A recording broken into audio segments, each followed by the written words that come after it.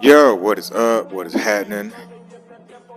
I am your gracious and highly favored host, Les, also known as Forrest, which is my artist name, and this is another episode of So Much Pain, where I process my pain, talk about how it has affected my life, and how I have passed that pain on to other people in my life. Before we get this thing rolling, I need your help with Brothers Need Therapy. Um, I need all the assistance I can get. You can head over to the website, that is BrothazNeedTherapy.org, and you can go ahead and get some merch. I prefer you purchasing merch over sending donations, even though I will take donations. It just feels less scammy that way, and I don't want people to feel like they are getting scammed. I want everybody to honestly feel like their funds are going to a worthy cause. Pretty much all your funds, they're going towards the operational cost of me running Brothers Need Therapy. It's a one-man show right now. I literally in a bit of transparency, like pretty much almost all my credit cards are maxed out because I've been investing in myself. I've been investing in Brothers Need Therapy. I didn't check my emails not too long ago, and one of the cards got declined. So that's how I ended up losing BrothazNeedTherapy.com. So I just switched it over to move some money around and switched it over to BrothazNeedTherapy.org. And I don't know. I just love what's going on with Brothers Need Therapy. I look forward to when I can do more with it. Just kind of my vision. I eventually want to have a street ministry team where I'm going out in these streets and hooking homeless people up with supplies, going to homeless camps and getting them tents if they need coats or I know we're coming up on winter time, so sleeping bags, anything to help them be more comfortable out in these streets, whether it's bug spray, just simple, stuff to get clean. And then especially with these men out here, uh, I'm seeing a lot. I'm seeing a lot more men out in these homeless streets, and it just hurts my heart. So I just want to go out there, hook them up with supplies, pray for them. I'm a praying man. God is my source. I don't push it on people, but if anybody wants to, know about my source, then I'm definitely down to share with them. And just go out in these streets and just give them encouragement. I know a lot of people choose to be homeless, um, but and then other people, end up homeless by happenstance. And I just want them to encourage them to help give them the strength to make it through these day-to-day test trials and tribulations. So there's that. So go ahead and go to it's all one word, BrothazNeedTherapy.org. Just go to the store, get you a shirt, get you a mug, help spread the word. If you do want to donate, you can donate to the Cash App, which is $ Brothers Need Therapy. I look forward to having somebody else run that. I eventually see myself making it a 5013, however you say all that, but I need help. I need a team. I realize I'm at capacity. I need a team around me to help with that. But without further ado, let's go ahead and get into this. I know I got some episodes that I need to upload. I think I was talking about my relationship with my baby mama, but I bounce around a lot, as you'll see, and I think I'm gonna talk about divorce tonight. One of my homies, one of my good friends, childhood friends, he's going through a divorce right now, and I don't want to put too much of his business out there. I eventually do want to sit him down and interview him, but he's going through that. And what's crazy is like they had like from the outside, I thought everything was good, and then he told me he was all like, "Yeah, we get divorced, yeah, cause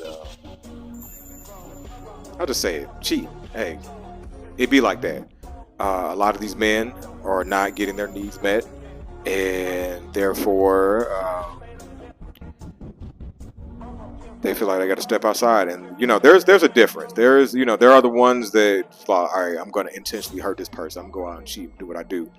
Then the other ones are like, hey, I have told you what I need. I've tried to show you what I need, and you still don't want to take care of my needs.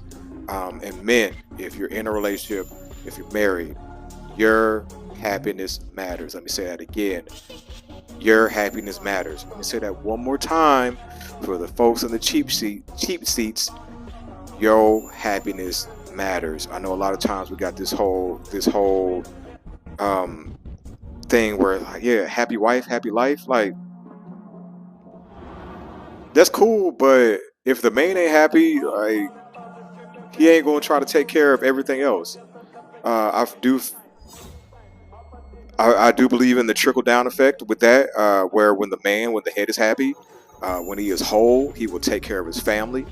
He will take care of his queen or his king, whatever his the dynamic is in the relationship. I don't want to say keep it in a box and say everything's heteronormative, but yeah, just when the man is happy, things definitely run a little bit better. Um, and so let's go ahead and get right into it. Whew, man, this might be a 2 or 3 parter. I don't know. We'll see. But I was legally married for 11 years. Yeah, from 2001 till 2012. I got married the day after 9/11, so September 12th, 2001. And then my divorce date, my freedom day, was October 12th. No, thinking something else. That's when I enlisted in the Army. That was a whole different marriage. But my freedom day was October 28th, 2012. Yeah, October. Interesting month in my world. Yeah, speaking of, yeah, I enlisted in the Army in October. I came home from my first trip to Iraq in October. My divorce was in October. And from what I heard, my dad had a spiritual encounter in the month of October. So, hey, October's very own. But when I got married pretty much to get up out my parents' house. I was in love with the mother of my children, but and also I got pregnant, so I thought I was doing the right thing by getting married. But right away, I was not prepared for marriage. I didn't know myself. I didn't. Yeah, I was 19. I didn't know who I was. She didn't know who she was, and so I was trying to figure myself out, and then try at the same time try to be a husband, and then be a father and be a provider, and those are a lot of hats. And then when you get married, you just kind of pretty much copy what you see with your parents, whether they were together, whether they were not. That's the blueprint for that you operate off with your marriage.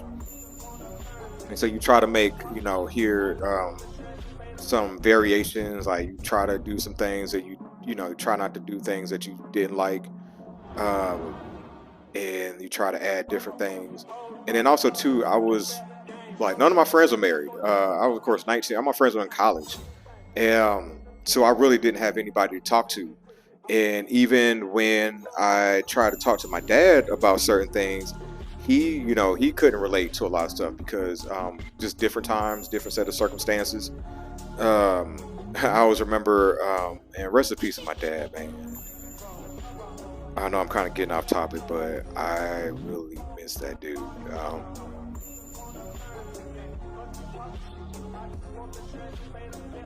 So it's funny when I see people cry on camera, especially dudes. I'm like, I mean, I can't take it too seriously. Trust me, we ain't gonna get no blubbering, but that man was my hero, man.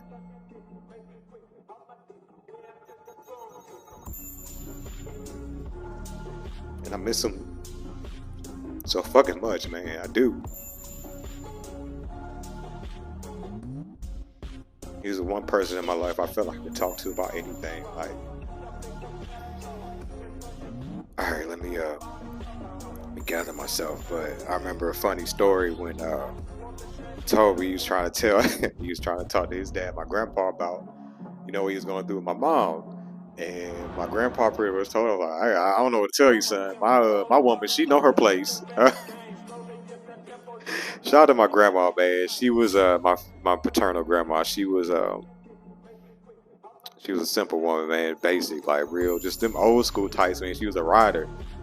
Um, But my mom, she had a mouth on it. So yeah, my dad, he was kind of, he's like trying to do some calculus right there. And with my grandpa, with my grandma, it was just basic math. And so I didn't have a lot of reference to marriage. There was a lot of stress going on, trying to provide for a family on like $9 an hour, a wife and 2 kids. There was a lot of domestic violence in the home. We didn't have any back down, and we didn't have any conflict resolution, and the arguments would escalate. They would escalate to the point where, we rolling around, we fighting, we hit each other. She's scratching the hell out of me, marks on my face, and just her defending herself. Yeah, that's man. It took me a while to be able to be comfortable talking about that stuff, because I know that society's like, you shouldn't hit women, you shouldn't fight women, you should, you just need to walk away. And life don't work like that a lot of times. And hate to tell you, ladies, any of y'all watching this, y'all do and say things that make us, not saying it's right, fellas, it's not right, like, for real. Like, and from learning from experiences I've had, just, if you just walk away, just try to say, hey, yo, right now I'm getting angry. And so I just need to go somewhere. I need to calm down. Let's table this right now. And then we can come back and talk about this when, both of us are cool. And yeah, while I'm on this subject, yeah, when like this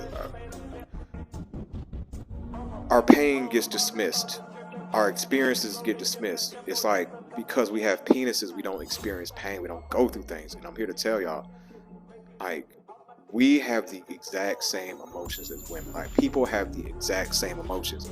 It comes out differently. And women have, like, from the outside, from us, they have so much outlets. They can talk, they can do this, they can try this thing. They don't gotta even be accountable for stuff. They'll be like, oh, this happened because the moon was in Aries, or something shifted. And it's like, we men, we have to be accountable for all our shit. And also too, we really don't have the vocabulary to express what we're going through. And so, like, a lot of times, like, it just builds up and builds up and builds up and builds up until we just snap. And this happened with me. I've seen it happen to so many other fellas out here. And yeah, I'm just glad, like, I'm just thankful that our fights never got to the point where it, like, on some he got game stuff where it ended up pushing her and she ended up dying. Because yeah, even though me and the mother of my children, we are not on good terms right now, I still got love for her. Like, I still love her. Like, we made babies together. We went through a lot of shit together. I used to risk my life just to go see her, just to go be with her on the north side of St. Louis. Like, I'm from the county, I'm from the suburbs. And I used to, if you look it up about St. Louis, like, literally going to the north side to go see her and dealing with her dad and all that stuff that came with that. But yeah, that marriage, like, it's funny because even after we got married, we were talking about trying to get an annulment, and it's like, yeah, ain't go through that. Just stuck it out. And there was, like, I cheated first. I don't got my glasses on, so I can't see the time. I'm definitely trying to keep this under 25 minutes, but let's go ahead and keep it rolling. But I didn't know it then, but I ain't a monogamous dude. I could do a lot of monogamous things, but I am not a monogamous dude. And it's crazy because, I remember talking to my baby mama, and she was like, I could have dealt with the cheating, but the beating, that was where I couldn't have that. And it was a lot of me doing that in front of the kids. And then just even with the cheating, I really wish I could go back and, like, just kind of view, like, where I was when I was doing that stuff, because, like, I don't know, some needs were probably not getting met, or two, getting some attention from outside, and I wasn't used to that. I was a nerd, I was awkward, I wasn't a ladies' man, I was poetry guy. Like I would literally like write lyrics, R&B lyrics on the radio, and like give them to girls and write letters to girls and stuff. But um, man, that was such an innocent time in my life. But yeah, a lot of life happened. Then I went away to the army, and that's when her cheating began. She had a baby. She got pregnant by this one dude she cheated on me with. That nigga was stealing the rent too, rent money. Yeah, yeah. I'm glad I'm doing this. I need to get this stuff out, and I forgave her for that one. And also, she held me down like the second half of my deployment in Iraq, and that was wild. But then I got back from Iraq, and we were arguing about something, and she was all like, "I wish you would have died over there." And I was like, "Oh, it was me." And I snapped and I blacked out, and I was strangling her. But I was supposed to go back to Iraq again, and I wanted to be around my kids, and so I brought her with me to Fort Carson, and just instantly I was like, "Oh man, this is hell." Um, we was not getting along, arguing. Um, I wasn't getting no coochie. I think we maybe have had, when we were living out there, like maybe once, twice the whole time, and it was just pretty much roommates. Like she had the master bedroom, I stayed in the spare room, and then also on top of that, we had our kids, we had the baby that she had, and then also her little brother was living with us. So I was trying to support. How many people is that? Man, I'm mad. Yeah, 5 other people on army salary. And with me, and we even got into a domestic situation while I was there, and I was like, I'm not going to jail. Like, she ended up getting arrested on Martin Luther King Day of all days. And yeah, and it was crazy because like when she went away for them 2 days, it was so peaceful. But cause yeah, even that, yeah, I don't know. I feel like I'll talk about that another day. But I was about to go to Iraq again. I was like, I am not trying to deal with this stress. And so we agreed. I was all like, all right, so I sent her. It's crazy because this all makes sense later, but I paid for a flight to go, like her and her daughter, to go back to. She ended up going to Illinois, which is from St. Louis. This will make sense later. And I was like, all right, I'll pay such and such amount every month, and we'll get divorced when I get back. We'll do it together. We'll just we'll file together. We'll get divorced as a team. And so sent her back, and then I had to. I drove my kids and then her brother back to St. Louis, and she was gonna pick them up from there. And I had to unload. I had to pack up a whole house.